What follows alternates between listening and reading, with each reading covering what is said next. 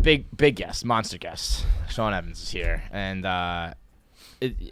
you're getting obnoxious, man. I mean, just like the amount of success and the amount of guests. The guests are just—it's a joke. The coming in here smelling as good as you do was really the icing on the cake. If you're watching, he's got a great jacket on and he smells delicious. It's just like you should smell like sweat and hot sauce. I don't know what's going on, man. It's all on purpose. I have to come in bringing that kind of and the misdirection. Yes. No, but seriously, I mean, if you look down the rundown of like your latest guests, it's just a who's who. It's crazy. Yeah, and it feels like sort of a week over week commitment to the cause snowballing thing. Yeah. Where it's like something like you shake the Kevin Hart candy bar out of the vending machine and then like they bunch all start falling or something like that. Yeah. That's true. I mean, all it takes is who do you think was there one original guest that opened the floodgates? We talk about the tentpole episodes all the time, and when we first started doing the show, it was not very popular at all, and we used to joke like, "Wow, I'm eating like a lot of spicy ass shit for nothing attention whatsoever." Yeah, I'm not sure this is all worth it.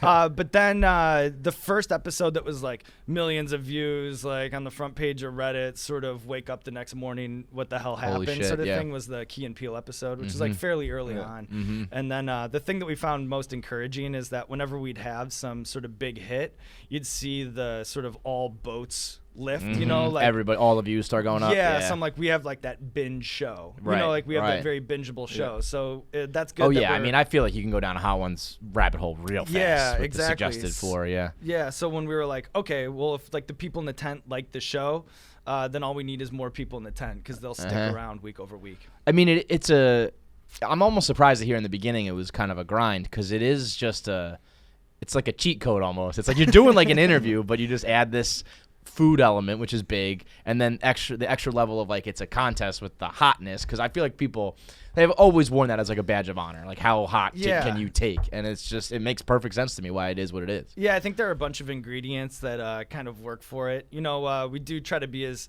thoughtful in the interview as we possibly can be, and because we're asking our guests to jump through a ridiculous hoop, we want to meet them halfway on that and try to hit on the sort of career spanning moments that people would be interested in. And then of course you do have this added thing where you can just see Margot Robbie dying on spicy chicken wings. That is just sort of a thing that I can't believe. Like sometimes while it's happening, I'm like, good internet is happening in this room right now. You can see it. Well, I was saying that earlier today, where it's like almost like when the week starts, like you need to wait for a Hot Ones episode to come out to find out what like the meme of the week is going to be. Yeah, because it's going to come from that episode. Which what is what they look like, what they say, thing, what they such do. A weird thing. And then too, I think that's like also what's kind of played into the show's audience is that there are people, Chris D'Elia had like an amazing tweet the other day where it was like, I'm going to misquote it and butcher it, but he was like talking about how sports, you can be somebody who's smart and watching sports on like a high level, sort of strategic level. I remember him saying this, Or you can just be like an idiot caveman watching it for its caveman qualities. And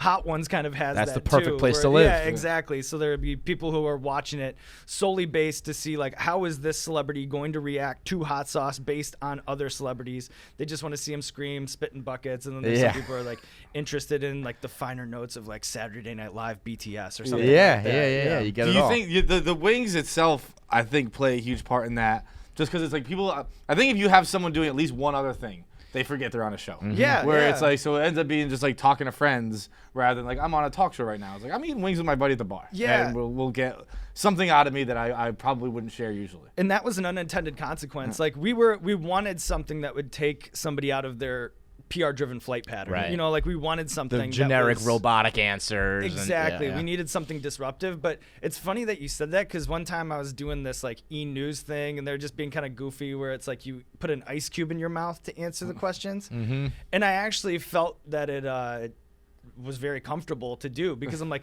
I'm doing this absurd thing. So I feel like I have a longer leash on everything else. Like I'm not just tightrope walking through this interview with that kind of pressure. Like I'm doing something kind of fucking around, completely crazy. It like cut the formality out or something like that. We had that at one of the Super Bowl live shows in Minnesota. We had Luke Wilson on, who's a tight end for the Seattle Seahawks, and we were playing those fucking, what are those called? They're like a lottery rip apart pull tab lottery game in Minnesota, and it was like he was just sitting there playing pull tabs, telling the story of being in the huddle for the Malcolm Butler interception, and that whole thing. He was saying some shit I don't think he was supposed to say. Yeah, exactly. He He was was just kind of like, just "Oh, zoned shit, out what am I-" doing pull tabs. Yeah. And he's like, and Carol was a fucking idiot with that call. And it's like, you're still an active player, dude. Yeah. But it works. And you get a little distracted. I mean, and I would be terrible because I feel like I'd just be focused on like survival and my mouth not falling apart. That I'd be saying all sorts of shit. I mean, it's a great format, man. It really works.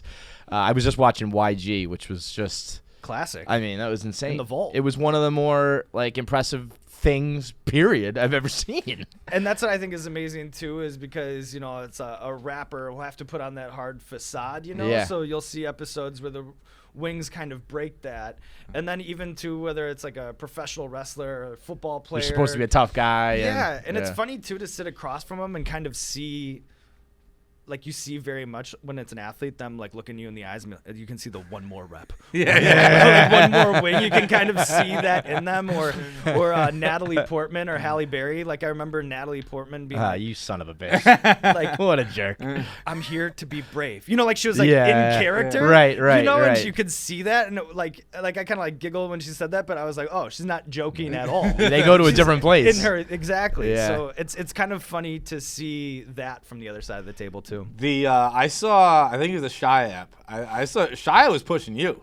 Yeah. Shia was like, all right, let's go up more. Let's go more. Shia came to party. He was on. I mean, I'm a huge Shia LaBeouf fan, but I think you had a question for him where you asked him, "Our memes aren't." And Shia, being who he is and with his history, like I would have assumed he was gonna say like, "Fuck no," you got to really dedicate yourself to the craft. And he had the exact opposite answer. That's when I was like, you know what? I love this man. He was like, "Do memes move you? Then there are." Yeah, anything that moves you is and art. I was like, fucking Shia, tell him, let's go. Yeah, and that's too just effortlessly kind of cool and comfortable in his skin in there. Yeah. Incredible.